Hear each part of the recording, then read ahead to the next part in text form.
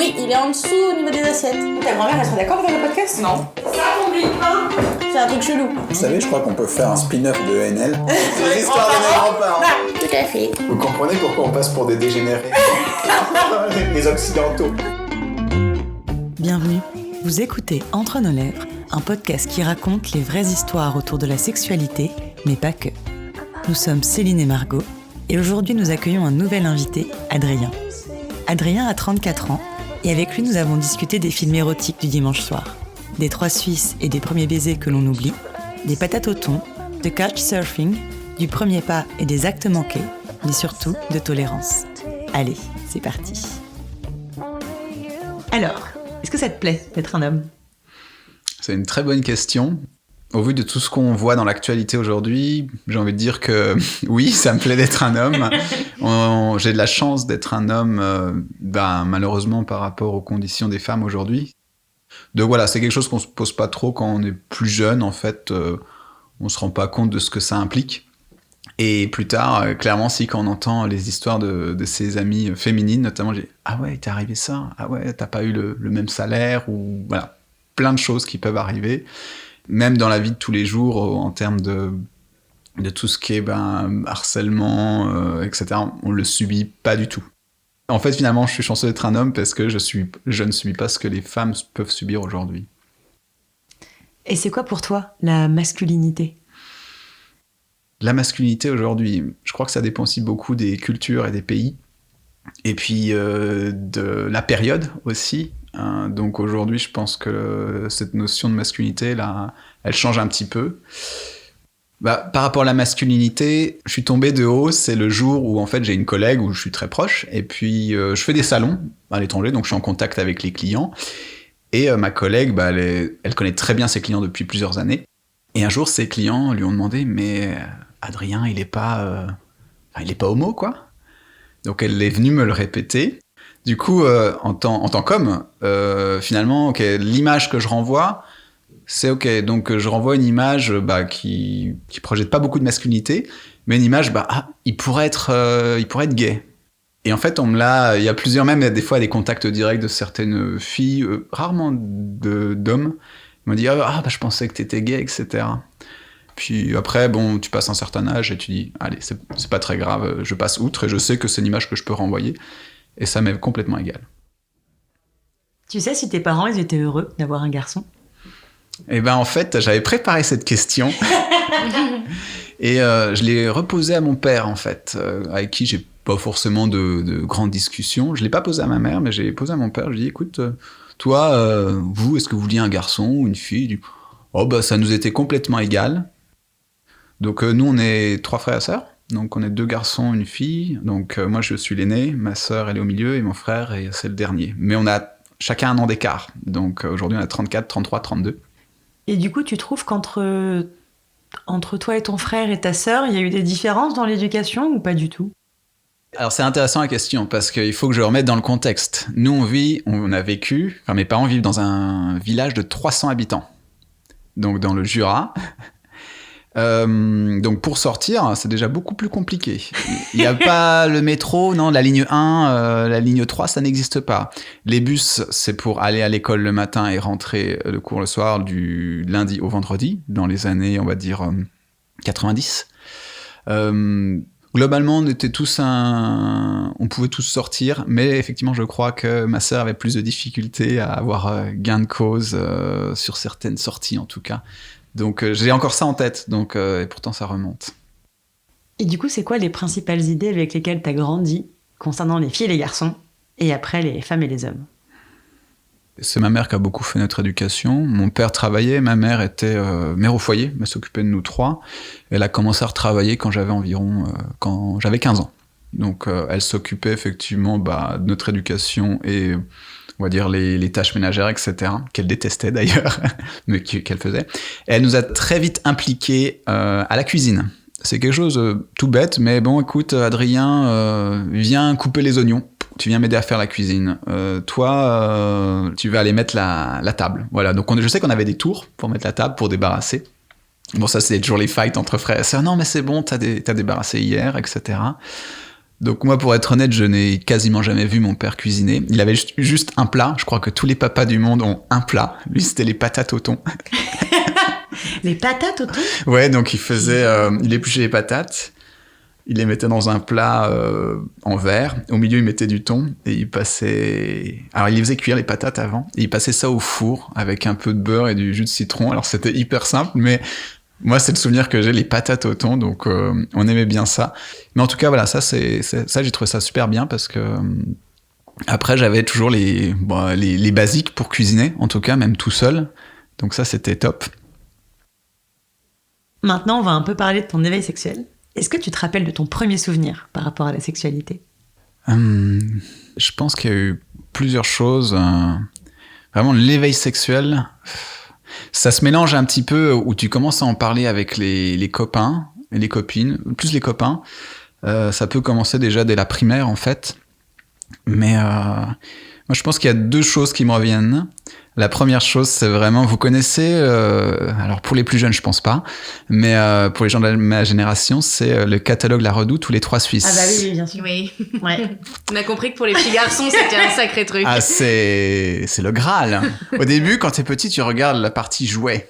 Et après, tu découvres la partie lingerie. Et là, alors, t'as les trucs plutôt classiques. Et t'as toujours une double page, allez, 4 pages, c'est la lingerie sexy. On regardait ça, effectivement, c'était un peu... tu voyais déjà des belles femmes, etc., qui portaient ce genre de sous-vêtements. Et pour moi, c'est un peu les premiers souvenirs. Et après, je sais que j'avais une petite copine, entre guillemets, à l'époque, où tu joues un peu aux adultes, entre guillemets. T'as l'impression que c'est innocent, mais finalement, je pense que tu reproduis des choses que tu as vues quelque part. Alors oui, autre chose, c'est que dans ma famille, on n'a pas de télévision. Mes parents, ma mère a dit, pas de télévision. Elle a dit à mon père, tu vas trop la regarder, sinon. Donc voilà, j'avais pas accès à la télévision. Et d'ailleurs, au fameux film du dimanche soir sur M6. Ouais. Mais je vais y venir, parce qu'il y avait les vacances. Et les vacances, on va chez qui ? On va chez ses grands-parents. Qui ont la télé ? Qui ont la télévision. Et d'ailleurs, donc, chez mes grands-parents maternels, les enfants, on dormait à l'étage. Et la salle de la télé était à l'étage. Donc ce que je faisais quand mes frères et sœurs dormaient, j'allais dans la pièce à côté et je mettais le film érotique du dimanche soir. Il n'y avait pas grand-chose en soi. Des fois, c'était des vieux films d'ailleurs. Du coup, ça, c'était un éveil sexuel un peu plus tardif, je pense. Alors si, j'ai une autre anecdote. Là, j'étais plus jeune. Mes parents allaient chez des amis et ils nous emmenaient. C'était les amis réguliers de mes parents. Et ils avaient un fils qui était un peu plus âgé que moi, et qui avait un grand frère. Du coup, je sais que le grand frère, il vivait... il y avait un petit appartement qui avait été aménagé au sous-sol, en fait. Donc je sais je me rappelle, on était descendus, et puis il y avait vraiment plein de bordel, et dont des cassettes VHS, et il y avait des cassettes porno. Donc je me rappelle, le nom, c'était Bazooka. Et là, c'était un peu vraiment mon premier contact avec des images porno, je m'en souviens même plus.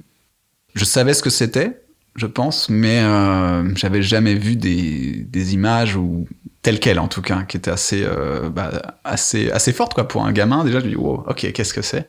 D'ailleurs, le fils des amis de mes parents, il a peut-être contribué en partie à mon éveil sexuel, mais peut-être pas la meilleure façon qui soit en soi. Mais c'était très compliqué d'avoir accès au porno à l'époque. Aujourd'hui, t'as ton téléphone, même les jeunes enfants, ils peuvent avoir un accès hyper facile. Donc j'ai un côté nostalgique avec ça, vraiment l'accès au porno ou à l'érotisme était compliqué. T'en parlais du coup de tout ça avec tes amis ou tes parents ou tes frères et sœurs ? Avec les frères et sœurs, non. Les parents, pas vraiment. Avec les amis masculins, c'était plus... C'était un peu plus graveleux peut-être. D'ailleurs, je me rappelle, j'étais pas très bien éduqué à l'époque.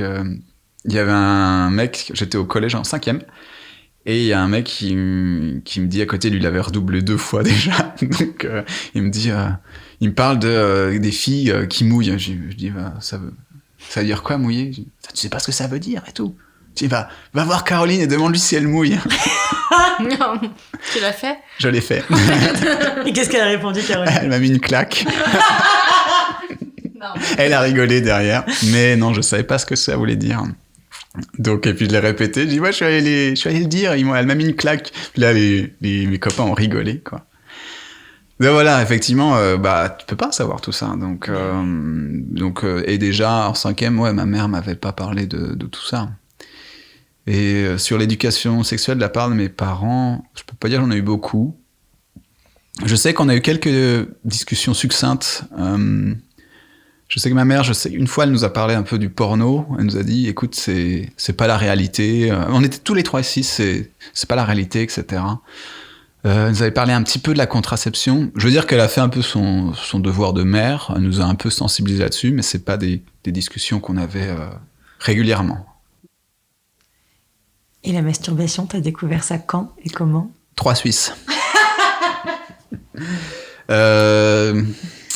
Eh ben écoute, je sais que là on en parlait avec les copains, donc il y en a qui disaient qu'ils le faisaient, etc.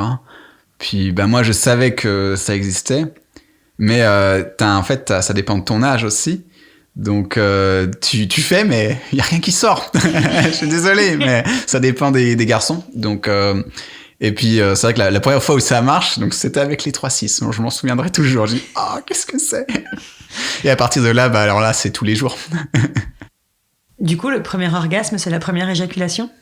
Je pense que oui, mais c'est quelque chose que tu sais pas ce que c'est en fait. Donc je dis, il y avait une sensation de plaisir, clairement. Je vais pas dire que c'était un orgasme de folie, mais il y avait du plaisir. En tout cas, ça fait ça. Du coup, après, t'apprends à le travailler, en tout cas. Donc j'aurais tendance à dire oui, j'ai eu du plaisir la première fois. Un orgasme, après, ça dépend de l'intensité que tu as et ça se travaille tout au long de sa vie. Avec tes amis au collège, est-ce que vous parliez aussi du fait de faire l'amour ? Je pense que oui, on parle beaucoup au collège. C'est peut-être dès la 4e. Tu commences déjà ce serait bien d'avoir une copine, etc. Tu commences à en voir qui en ont. Et après, là, t'as la question de la séduction qui rentre en jeu. Donc là, c'est un autre sujet de avoir sa première copine et tout.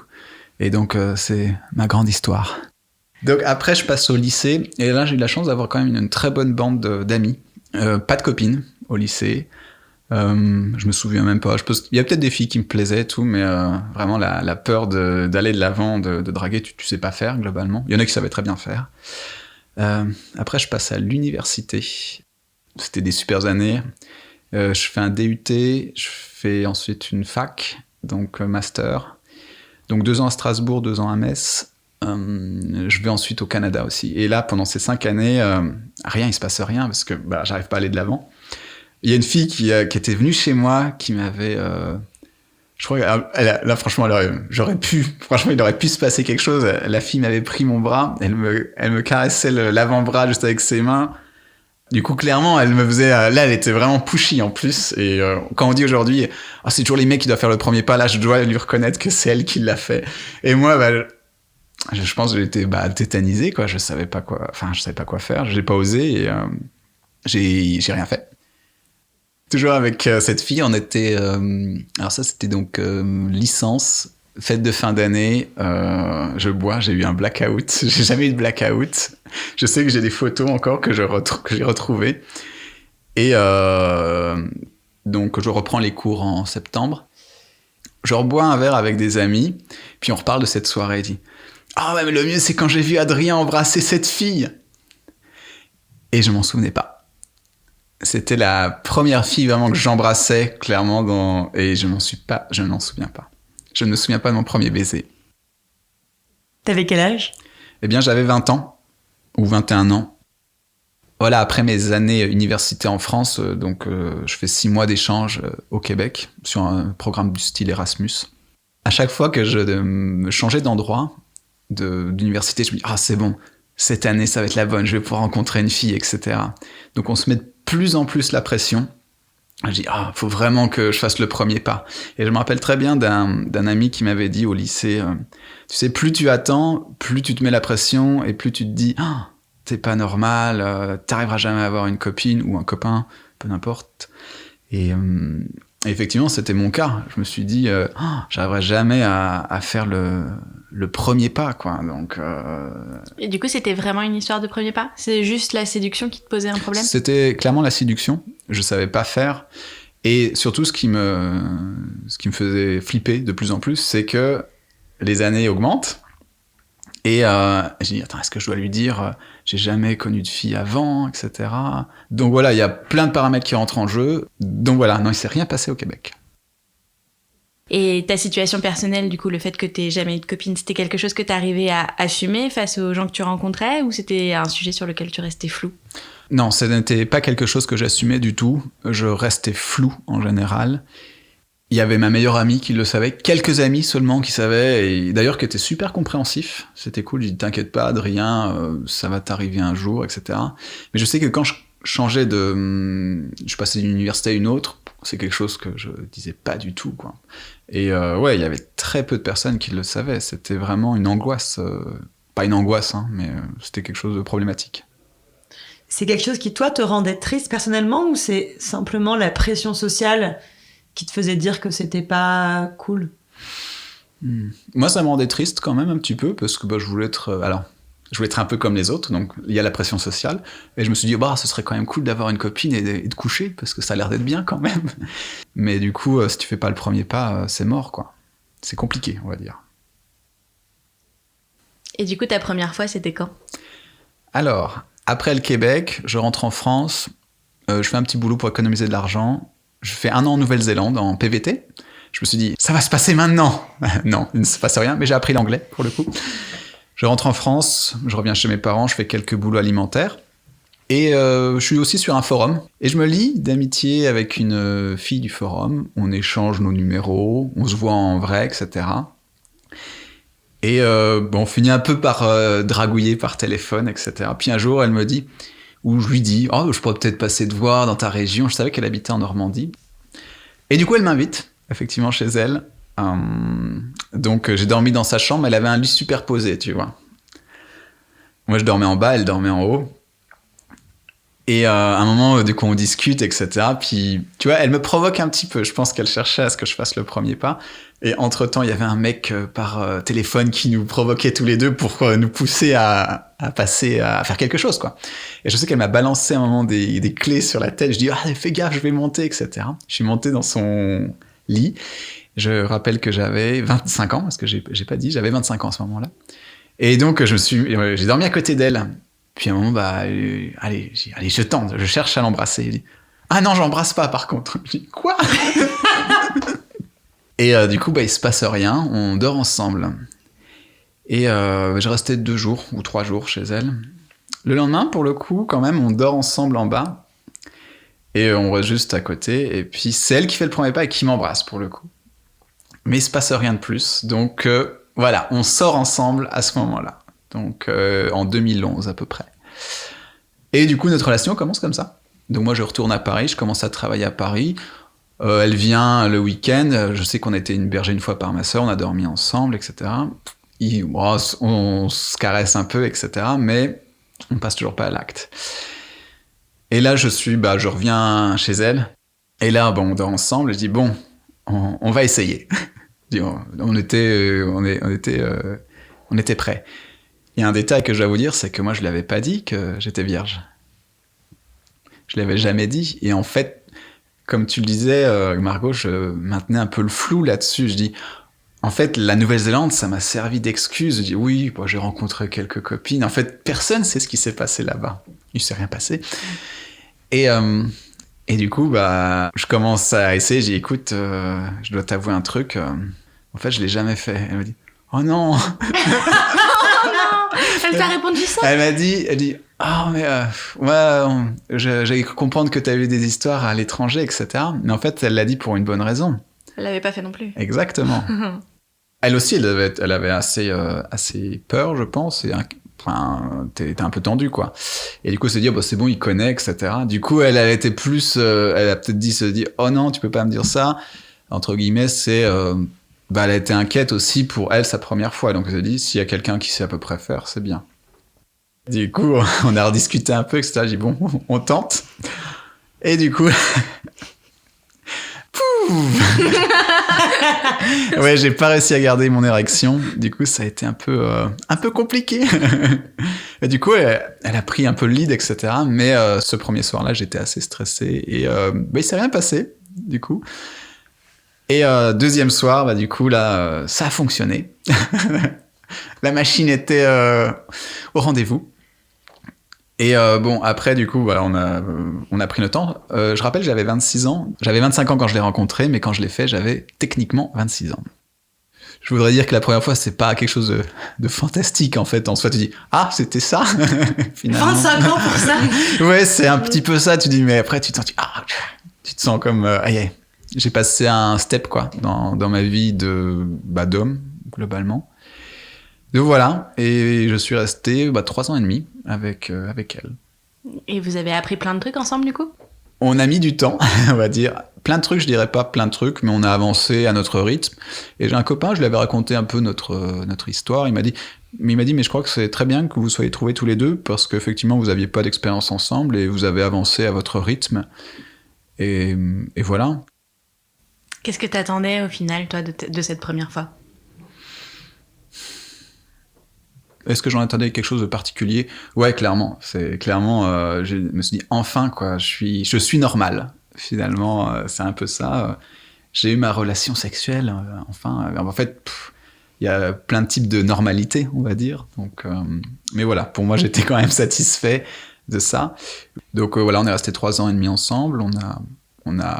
J'ai cassé. Donc, parce que moi, j'étais plus amoureux, tout simplement. Donc moi, je lui ai dit. Puis après, on a repris doucement contact, en tout cas. Et après, j'ai pris mon année sabbatique. Et là, c'était différent. J'ai découvert les applis de rencontres. Et là, j'ai fait des rencontres beaucoup plus régulières. Et c'était, je dirais, plus facile, mais c'est pas sur le même... c'est un peu différent. On est sur le one night stand, comme on dit. Moi, j'ai une expression, j'aime pas trop le one night stand, je préfère le two night stand. Parce que la première nuit, tu te découvres un petit peu, c'est pas foufou. Et le deuxième, c'est beaucoup mieux. Donc là, j'ai eu un peu tout type d'expérience entre l'Asie du Sud-Est et l'Amérique du Sud. Donc là, ça m'a boosté en termes de... Enfin, là, il y a... c'est un peu triste, mais tu remontes, comme on dit, on relève les compteurs. Tu t'es rattrapé, quoi. Voilà, exactement. Mais j'avais 31 ans. D'accord. 31 ans. Donc, en fait, à 26 ans, j'ai eu ma première copine pendant 3 ans et demi. Après, quand j'avais 29, j'ai eu pendant 3-4 mois. Après, j'ai fait mon année autour du monde. Et là, pas une dizaine, quoi. Du coup, j'étais content. Après, voilà, j'ai pas fait le tour du monde pour ça. Hein, mais du coup, j'ai dit, allez, c'est l'opportunité. Elles t'ont appris quoi ? Ce que j'ai appris avec mes différentes expériences, c'est que... Alors moi, j'avais quand même déjà... À 30 ans, t'as déjà une image de la sexualité. Bon, t'as eu ta copine, t'as aussi le porno qui, mine de rien, quel que soit ton âge, t'a influencé pendant de nombreuses années. Donc tu dis, on pourrait faire ça, ça et ça. Et en fait, que tu te rends compte que back to the basic, c'est le plus simple quand même. Donc tu te dis, on pourrait tester ça ou ça, etc. Et en fait, finalement, c'est pas si simple. Donc, elles m'ont dit, attends, calme-toi, on va faire des choses un peu plus, déjà en termes de sensations ou de choses comme ça, des positions qui fonctionnent mieux. Il y avait une fille qui m'a dit, attends, mets-toi comme ça. J'ai dit, ouais, tiens, c'est intéressant. Donc, elles m'ont appris, certaines, par exemple, postures, en tout cas, où tu dis, elle a déjà plus de sensations, et moi aussi. Donc, d'être un peu plus patient aussi. Pour le sexe oral, par exemple, est-ce qu'elles vont te guider ? Alors en fait, c'est quelque chose que je pratiquais déjà beaucoup avec ma première copine. Donc je me suis déjà bien entraîné là-dessus. Moi, je pensais ne pas vraiment avoir beaucoup d'expérience, ce qui était le cas. Mais il y a certaines filles qui ont dit « Ah, putain, j'ai eu d'autres mecs avant, ils ont jamais fait ça. » Je me souviens, j'étais avec une fille philippine. Je lui dis, je lui propose, je dis, écoute, je peux descendre en bas. Je dis, ah bon, etc. Elle était un peu gênée, parce qu'elle dit, écoute, nos mecs, ils font pas trop ça, quoi. Donc, je dis, moi, ça me dérange pas, je kiffe ça, en fait. Donc, et puis, elle a adoré. Donc, il y a aussi, une question de culture. Du coup, la pauvre, après, t'es partie, t'es rentrée en France, tu l'as laissée seule avec le goût du cuni dans un pays où les mecs ne le font pas. Ouais, clairement. Et je dis, après, moi, je lui ai posé la question, mais attends, toi, de ton côté, tu fais bien aussi des fellations et tout. Ouais, y a pas de souci à ce niveau-là. Mais l'inverse, c'est moins vrai, hein. Pareil aussi, le port du préservatif, c'est un gros sujet. Il y a plein de mecs qui veulent pas le porter parce que il y a de moins bonnes sensations, etc. Donc t'as plein de filles qui tombent enceintes à 16-17 ans, t'as beaucoup de single moms. Est-ce que tu as eu d'autres expériences qui t'ont appris des choses ou qui t'ont fait grandir? Ouais. Alors dans mon voyage, quand je suis arrivé en Thaïlande, bon là j'avais déjà un peu bien pratiqué Tinder. En Thaïlande, il y a Tinder aussi, mais il y a d'autres applis, d'autres sites web. Et là tu peux choisir le genre. Donc homme, femme, trans. Donc j'ai commencé à contacter certaines femmes trans. Et j'ai été en contact avec l'une d'entre elles. Puis bon, on a bien échangé, etc. Des discussions plutôt cordiales, pas du tout basées sur la sexualité en premier lieu. Je crois qu'on en a discuté un petit peu, mais pas tant que ça. Moi, ce qui m'intéressait plus, c'est de savoir qui elle était, qu'est-ce qu'elle faisait, pourquoi c'était une femme trans aussi. Donc je lui ai posé plusieurs questions. J'ai appris par la suite qu'elle avait été en couple avec un Français pendant 7 ans. Ils allaient se marier, et au dernier moment, il a dit non. Donc ça a été un peu un coup dur pour elle. Et donc elle connaissait bien la France aussi. Et là elle rentrait de France d'ailleurs. Je dis écoute, voilà, je suis dans cette ville, la ville où tu es, si tu veux je peux attendre quelques jours et on se voit. Et à un moment elle m'a proposé, elle dit est-ce que tu veux qu'on fasse un FaceTime pour qu'on discute? Et je dis non, c'est bon. En fait intérieurement je crois que j'avais un peu peur d'être face à face. Je dis je vais la rencontrer le jour même quoi. Donc le jour même, elle m'a proposé que si tu veux, on peut aller dans ma famille. Dans ma famille, je te montre un peu ma région, etc. Donc voilà, je l'attends le jour même. Et là, c'est son frère et elle qui m'accueillent. Et là, c'est vrai que la première fois que je la vois, là, sa voix qui est entre hommes et femmes, c'est un peu perturbant. Le visage aussi, c'est pas comme sur le maquillage. Et je crois que si je l'avais vue en FaceTime, j'aurais peut-être dit non finalement. Et d'ailleurs, elle me l'a dit après. Elle dit, écoute, moi en général, je fais toujours un FaceTime pour que tu vois vraiment à quoi je ressemble. Parce que elle savait déjà, il y en a qui peuvent prendre peur. J'avoue que j'étais un peu stressé, du coup, je suis venu avec eux. Et ce qui était vraiment super, c'est que j'étais accueilli dans leur famille. Donc j'ai mangé avec eux, etc. Donc il y avait la mère. Donc elle était complètement acceptée dans la famille en tant que femme trans.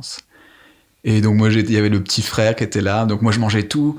Puis t'avais la mère qui disait « Oh, mais faut que tu reviennes en Thaïlande, on va te trouver une femme, etc. qui aime bien cuisiner pour toi. » C'est un peu les formats classiques de famille. Donc elle avait sa petite maisonnette à côté. Et d'ailleurs, elle concevait des costumes de mariée, hommes et femmes, qu'elle louait. Ça se fait beaucoup en Thaïlande parce que c'est très cher d'acheter une robe de mariée. Donc premier soir avec elle, effectivement, là moi j'étais un peu stressé, elle m'a massé, etc. Et puis elle a pris les choses en main, si je puis dire. Donc elle m'a fait une fellation, et puis c'était très bien. Et c'était très cool, et puis elle était très sympa, du coup on a eu pas mal d'échanges, et moi je lui ai posé plein de questions. Donc elle, concrètement, elle s'était fait refaire les seins, classique. Elle avait pris des hormones aussi, mais elle avait toujours son sexe, encore. Et moi je lui ai posé la question, mais est-ce que c'est quelque chose l'opération, tu as songé, etc. Et là, elle m'a dit, en fait, oui, c'est possible à faire, mais elle avait un petit sexe. Et en fait, je sais pas si vous connaissez le système de l'opération, mais pour passer d'homme à femme, tu utilises la peau du pénis pour recréer le vagin, pour pas qu'il y ait de rejet. Et elle m'a dit, moi, comme c'est assez petit ce que j'ai, si je fais l'opération, je pourrais, mais je vais avoir un petit vagin, et ça va être pas agréable pour moi, et pas forcément agréable pour mon partenaire. Donc elle a choisi de pas faire l'opération. Et en plus, ça coûte très cher.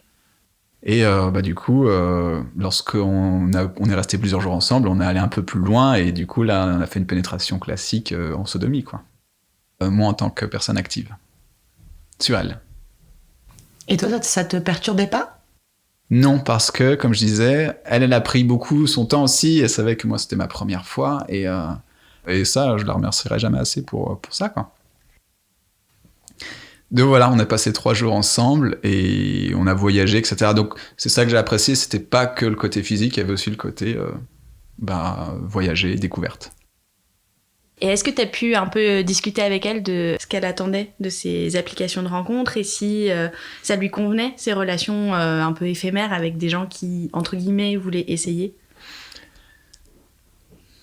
En fait, comme je disais, elle a été 7 ans avec un Français. Donc elle avait rompu avec lui, enfin il avait rompu avec elle, et je pense qu'elle s'est remis dessus, mais je pense qu'elle a toujours un peu dans l'espoir de rencontrer quelqu'un pour une relation longue. Après, je crois qu'elle Elle avait rencontré son ex-copain via une appli. Hein. Donc, il y a beaucoup de personnes qui sont en recherche pour essayer. Mais il y en a d'autres, il y a d'autres hommes qui sont vraiment que focus avec des femmes trans. Malheureusement, en Thaïlande, il y a beaucoup de femmes trans qui sont prostituées aussi. Donc, je crois que c'est un pourcentage assez élevé. Donc, c'est pas forcément simple pour elles. Donc après, je vais pas poser plus de questions que ça sur ce qu'elle recherchait via ça. Je pense qu'elle a envie d'avoir une vie stable et mariée, se sentir femme et être aimée par un homme. Une autre expérience à laquelle je repense. Donc là, j'ai fini mon tour du monde. J'ai eu ma dizaine d'expériences. Je suis un homme heureux, un homme comblé. Et l'année dernière, je pars en vacances, en fait, en mode solo, Berlin, Portugal, Espagne. Et vous connaissez Couchsurfing ? Yes. L'appli de base, c'est pour être hébergé gratuitement chez des gens. Donc Espagne, j'avais mis mon trip en public. Et je disais, voilà, quand je serai à Barcelone de temps à temps. Et là, j'étais contacté par une fille. Elle me dit, si tu passes à Barcelone, on pourrait peut-être prendre un verre. Et etc. Elle dit des banalités, puis à la fin elle finit par et puis tu as l'air très mignon. Je dis, tiens donc. Je vais vérifier son profil et là je vois que là j'ai beaucoup d'intérêt sur la sexualité, etc. Et je vois tu peux mettre des hashtags, des mots-clés, et là je vois threesome. Tiens donc. Sur son profil Couchsurfing. Ouais, je te jure. Je te jure. Du coup, je me mets en contact avec elle avant que j'arrive à Barcelone, donc j'étais déjà en contact. On s'échange nos messengers. Et puis je commence à la brancher un petit peu, tu vois, sur son profil. Et tu recherches des trucs un peu spéciaux, etc. Puis en fait, on en vient à discuter, ça devient de plus en plus chaud, et on a fait du sexe par téléphone, du coup avec une totale inconnue. Donc voilà, échange de photos assez hot. Du coup, on se garde en contact. Hein. On se revoit. Du coup, effectivement, on continue à échanger pendant tout mon voyage. Et en fait, elle vient sur le sujet, je dis, moi, mon truc, c'est d'essayer de faire un plan à 3, mais avec un autre mec. J'ai dit, du coup, j'étais un peu moins chaud. Et en fait, dans un de ses messages, elle m'a dit, ouais, j'ai un ami qui peut t'héberger. Je regarde son profil, il a l'air sympa, etc. Et donc, avec la fille, je dis, et ton plan à 3, ce serait avec ce mec, par hasard? Je dis, il est très sympa, pourquoi pas? Bref, donc, l'enchaînement fait que je me retrouve chez ce mec, à dormir chez lui. Dans sa chambre, du coup, son lit de place. Et effectivement, donc l'idée, clairement, c'était qu'elle vienne et qu'on fasse un plan à 3, quoi. Il était en colocation, en plus, lui, donc c'était un peu particulier. Et en fait, donc, je suis resté 3 jours chez lui, et la meuf s'est jamais pointée.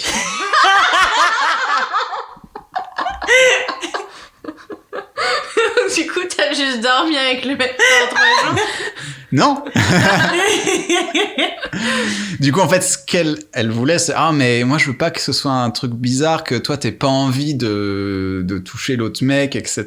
Donc, elle voulait que ce soit vraiment une union à 3, etc. Un truc très, très, très charnel, mais qui ait pas de moment de awkward, quoi, en anglais. Donc, je dis, écoute, si t'es là, ça peut le faire. Et du coup, après, j'ai fait un travail sur moi-même. J'ai dit, allez, ok, je prends ça en compte, etc. Pourquoi pas se faire sucer par un mec? Allez, c'est envisageable. Du coup, à chaque fois, elle a trouvé les 3 soirs de suite des excuses pour ne pas venir. Donc finalement, le mec m'a sucé. Et puis après, le dernier soir, on a couché ensemble. Du coup, voilà, j'étais aussi actif. Mais même moi, tu vois, j'ai pas réussi à terminer, en fait. Donc voilà, c'était une expérience intéressante, mais c'était pas ce pourquoi j'avais signé. Mais du coup, comment ça t'est venu, l'envie de le faire? Enfin, même si t'avais pas le désir, t'avais quand même l'envie d'essayer. Et qu'est-ce qui t'a fait te dire, allez, j'y vais? Je pense que c'est lui qui a pris un peu les devants aussi, puis du coup, je l'ai laissé faire. C'était pas désagréable, mais en fait, je sais pas, vous voyez quand vous êtes avec un mec, ou quelqu'un que vous désirez vraiment, là, t'as l'excitation, etc.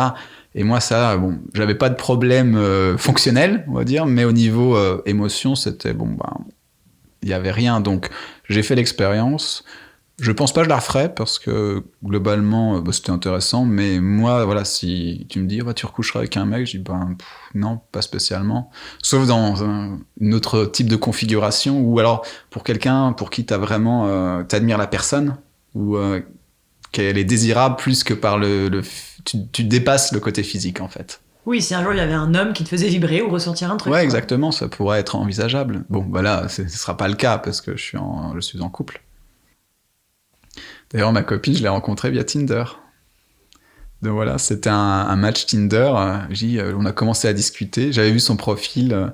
Il disait « je suis là une semaine à Paris. » Elle a écrit en anglais. Je dis « une touriste étrangère. » Génial. Je commence à discuter avec elle. Là, je suis à l'aéroport de Madrid. Je suis en route pour Lima. Du coup, en général, tu gardes pas forcément la discussion. Mais elle m'a dit « mais je reviens dans 3-4 mois pour faire un mois de vacances en France, enfin en Europe. » Et j'ai dit « ah bon ?»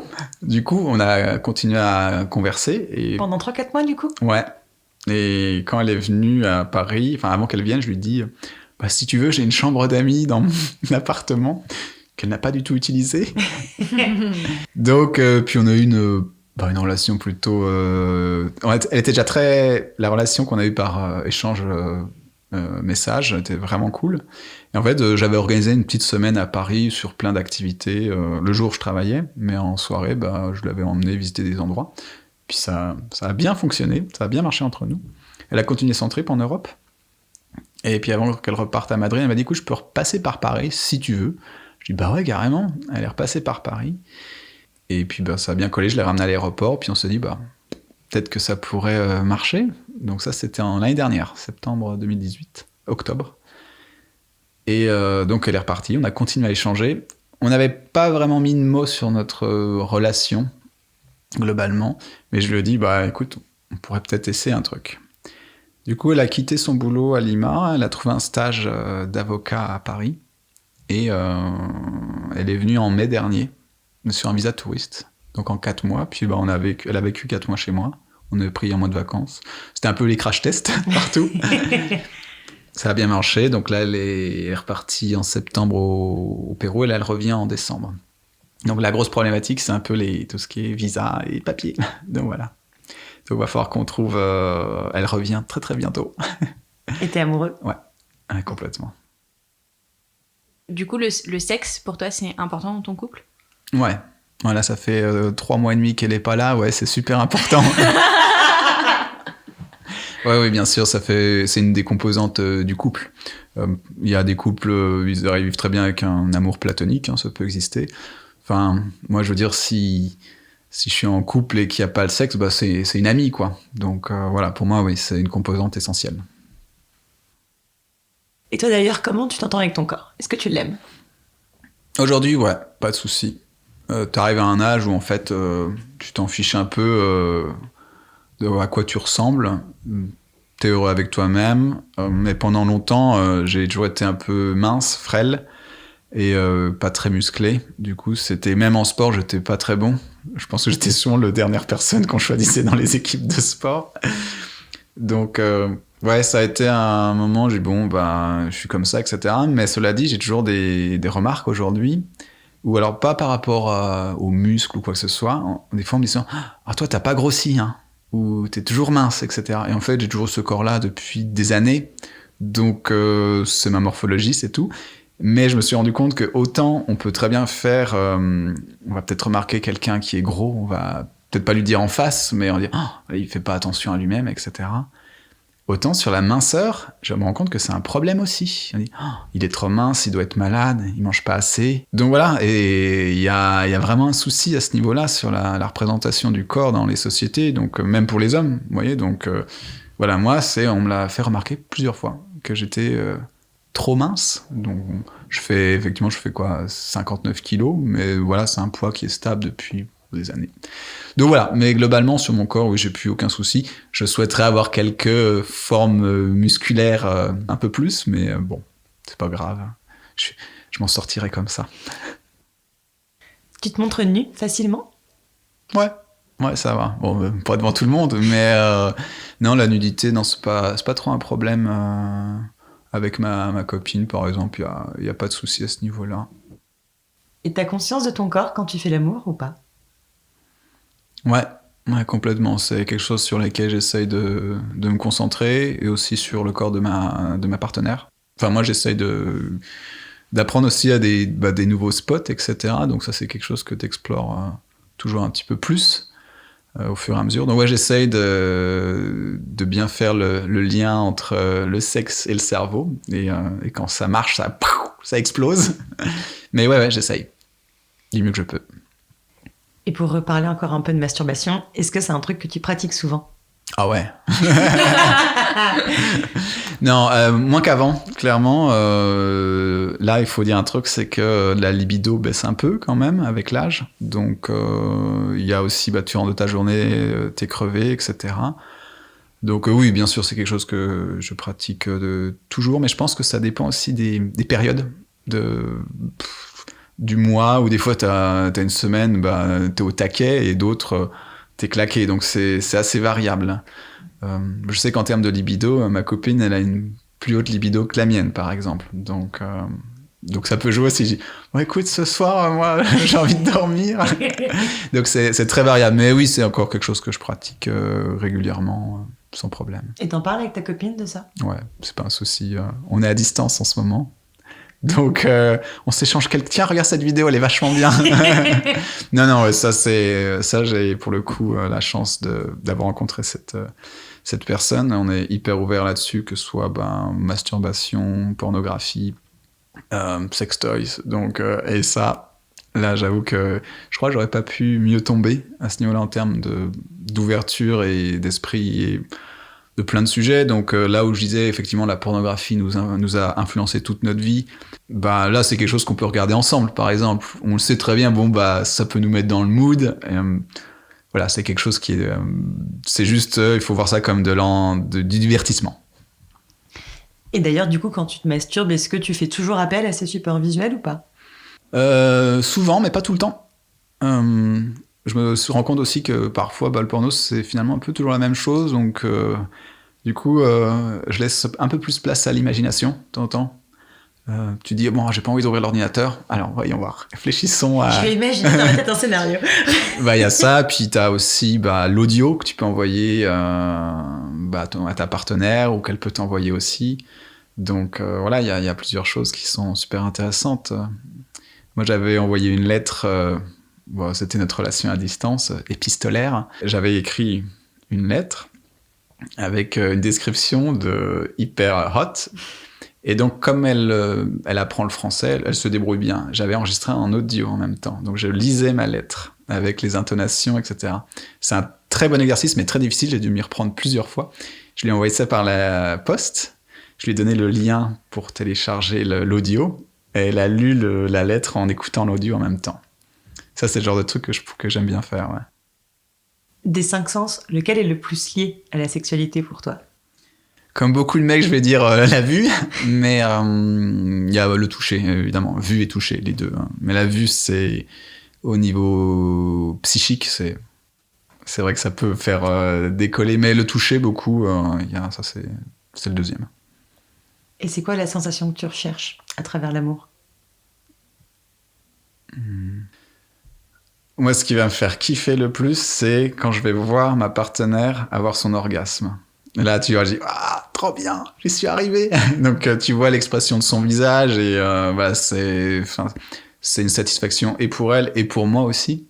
Du coup, et d'ailleurs, il peut tout à fait arriver qu'un échange sexuel se termine pas par un orgasme, d'ailleurs. Ça m'arrive des fois, tu dis « Bon, là, ce soir, j'y arrive pas, je suis un peu fatigué, mais c'est pas grave, tout avant, c'était bien. » Donc, ça va être la recherche du plaisir, sans forcément parvenir à l'orgasme, c'est pas très grave. Toi non plus, t'as pas forcément des orgasmes à chaque fois? C'est plus une question d'intensité.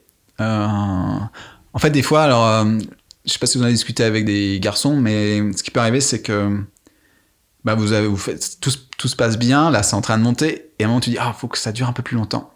Et là, tu passes le cap où l'orgasme allait être puissant, et ça redescend, même pour les garçons, en fait, ça peut arriver. Et là, des fois, tu peux pas repartir. Et tu peux rater le coche. Donc, tu dis, t'es un peu frustré. Puis après, tu dis, c'est pas grave. Tout l'ensemble était bien. Donc, en général, effectivement, quand un mec éjacule, il y a un orgasme, c'est mécanique, mais l'intensité est très variable. Il y a des fois, ou alors tu l'as raté, tu dis « Ah non, je vais attendre un peu », et là, t'éjacules, et paf, t'as pas l'orgasme. Ça peut arriver. Et c'est facile pour toi de dire ce que tu veux ou ce que tu veux pas à ta partenaire? Ouais, plutôt, on a abordé plusieurs sujets. Elle peut très bien me dire, bah non, moi ça c'est quelque chose qui m'intéresse pas et tout. Et moi j'ai dit après, en termes d'expérience ça peut peut-être être intéressant, qu'est-ce que tu en penses, etc. Et puis bah pourquoi pas, etc. Mais bon, ça prendra le temps qu'il faudra, et puis si ça se fait pas, c'est pas très grave, parce que on arrive à trouver toujours un moyen détourner, les moyens qui sont nécessaires pour trouver le plaisir. Après, je vous avoue que si on me dit « Ah non, moi je fais pas la fellation », j'ai dit « Ça va être un peu compliqué ».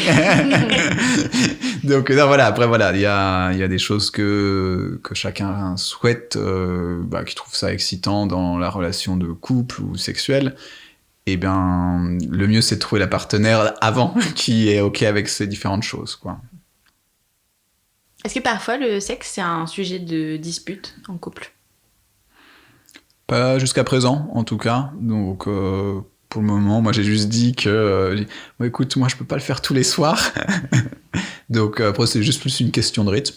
Mais non, à ce jour, c'est pas un sujet de discorde du tout. C'est chouette déjà que vous puissiez en parler. Ah ouais, en fait, je pense que lors on a échangé par message, etc., on avait déjà commencé à aborder des sujets comme ça. Mais il s'était rien passé du tout entre nous, donc et je voyais en fonction de la réceptivité, sa réceptivité, que s'il y avait plein de sujets dont je pourrais parler. En gros, tout ce que j'ai dit ici, elle le sait déjà. Est-ce que quand t'es amoureux, tu peux avoir envie d'autres personnes? Ouais, bien sûr. Puis après, t'as ton couple derrière, et puis tu peux l'évoquer ou non, d'ailleurs. Mais tant que ça reste de l'ordre du fantasme, ça va. Tu passerais pas à l'action? Non, je passerais pas à l'acte parce que j'aurais trop à perdre, déjà. Et puis, on a encore pas mal de choses à explorer ensemble. Donc, il y a plein de chemins qu'on n'a pas encore empruntés. Donc, j'imagine qu'il y a encore plein de choses pour nous stimuler et nous motiver. C'est important, du coup, pour toi, la monogamie? Ouais, je dirais que oui, la monogamie est importante pour moi. Et pourquoi tu as voulu nous parler de tout ça? Qu'est-ce qui était important pour toi? Alors pourquoi je suis venu vous voir? C'est parce que l'une de vos histoires, celle de la fille Alix, qui est vierge à 30 ans, a fait écho à la mienne. Comme je disais, moi j'étais vierge jusqu'à 26 ans. Et du coup, ça m'a beaucoup... j'ai eu beaucoup de pression sociale.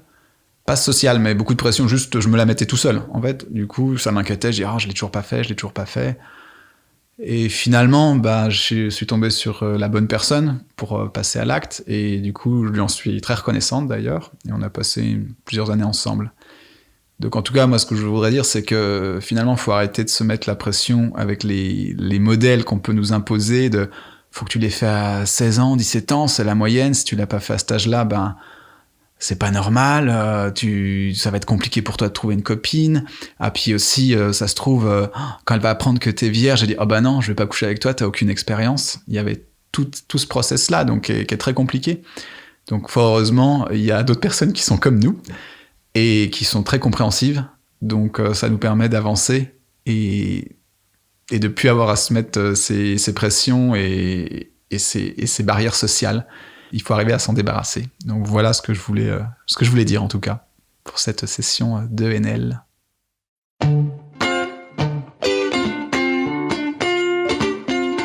Pour ne pas rater le prochain épisode d'Entre nos lèvres, abonnez-vous à ce podcast.